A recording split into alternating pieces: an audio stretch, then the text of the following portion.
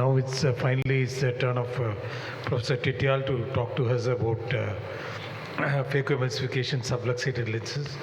Not only an outstanding surgeon and administrator, he's also an excellent speaker. Looking forward to your talk. Thank you, Dr. Ramamurthy, sir, and thank you all the instructors for making this course so well, acceptable to our audience. And thank you, people sitting here. We try to cover the wide range of situation in a phaco surgery, right from the hard cataract to posterior polar to wide cataract to difficult scenarios, post-refractive surgery patients. And this is one area, the subluxated cataracts, where you require a good analysis of your surgical skill, how you're going to perform in these patients, and good examination of these patients as such. No financial disclosure from my side. I would say if you have etiology known for your patient, you can plan the surgery, you can plan the intraocular lenses in a proper manner.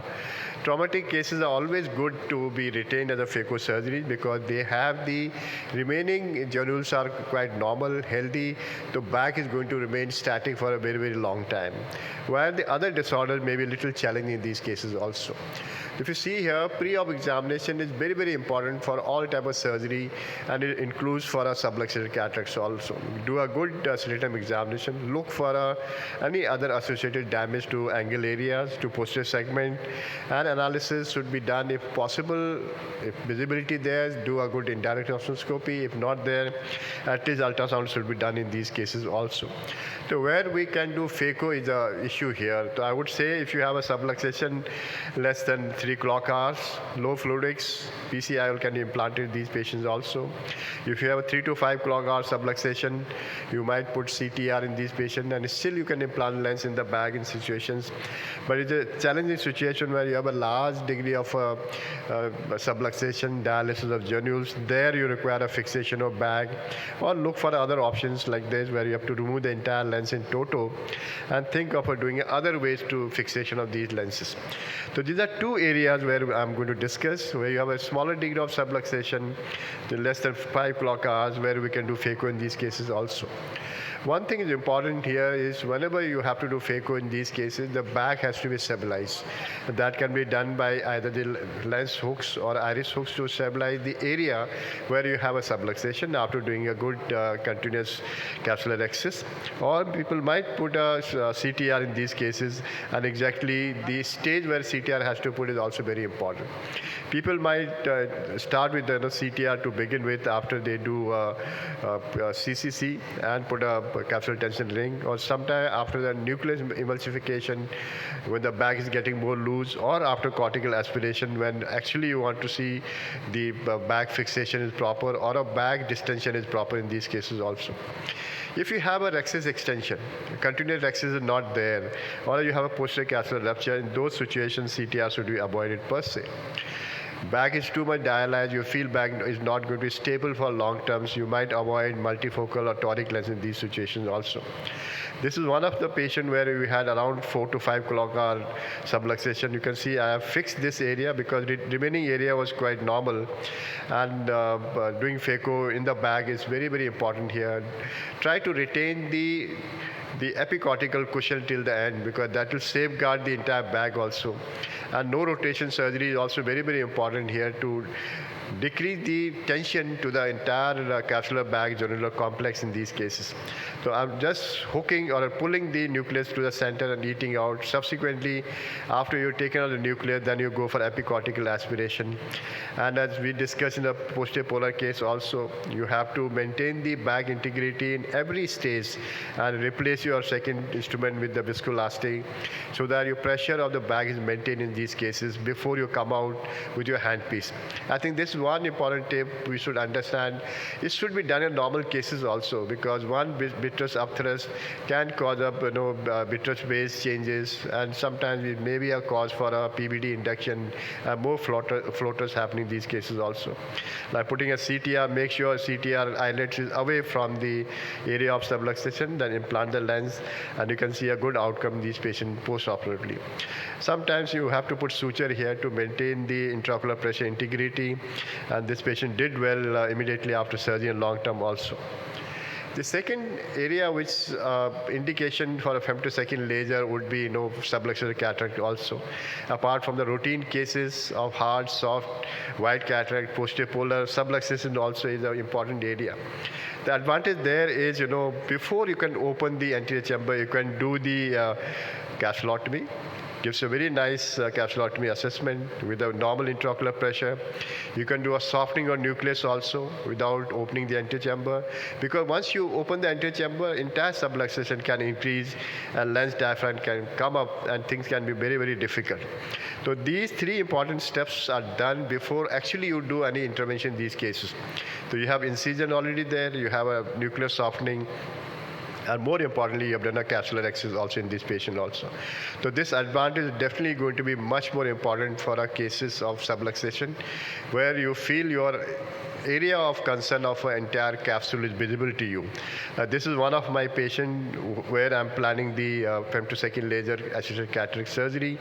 You can see the subluxation little from around 6 o'clock hours here. I'm shifting my capsular access or capsulotomy towards the area of more visibility here. You can see I'm doing, and you can see the vitreous is also there in anterior face here. And you can see a little gel formation of vitreous is there. Normally, people would say, if you have vitreous in anterior chamber, don't do a femtosecond laser. But this is to disprove that you can still do a femtosecond laser in these cases also. This is a nucleotomy pattern being done. Subsequently, I will complete the incision part also. So these important considerations are very, very important, because you have a patient where subluxation can increase subsequently also. After we complete our shifting the patient to OR, I'm trying to take off this capsule, making sure you have a little bit of rotational axis, what you do for axis, because this patient had a vitreous in anterior chamber. After managing the capsular bag fixation with iris hooks, I'm doing a vitrectomy in this patient to take out all the vitreous. Never do phaco once the vitreous is in the anterior chamber. You are going to damage, create more harm to the posterior segment in these patients also. Make sure you take out the entire vitreous. Staining is very, very important in such cases. And this staining will highlight the area of vitreous being prolapsed, especially towards the area of your main incision. And once we take off this, subsequently we can do an entire phaco procedure. Here, you don't have to do hydro dissection, because there's a hydro delineation that has been done with a laser delineation there. Make chops effective, which have already been done by femtosecond laser. Take out a piece by piece.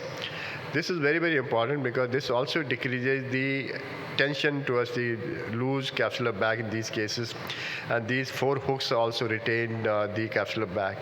It also shows that laser capsulotomy also quite strong. It can withhold the pressure of hooks. You can see here 4 hooks have been placed.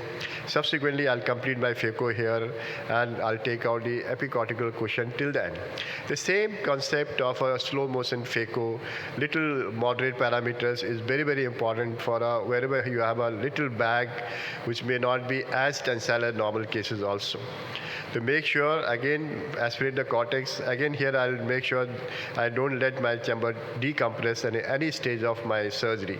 Remove your second instrument, refill the chamber of viscoelastic before you come out with a phaco handpiece. I think that is a very, very important point to understand, to decrease the upthrust happening of a vitreous, which is so important for these cases also. After that, CTI can be implanted. We can aspirate the cortex and implant the IOL. You can see bag is nicely centered now.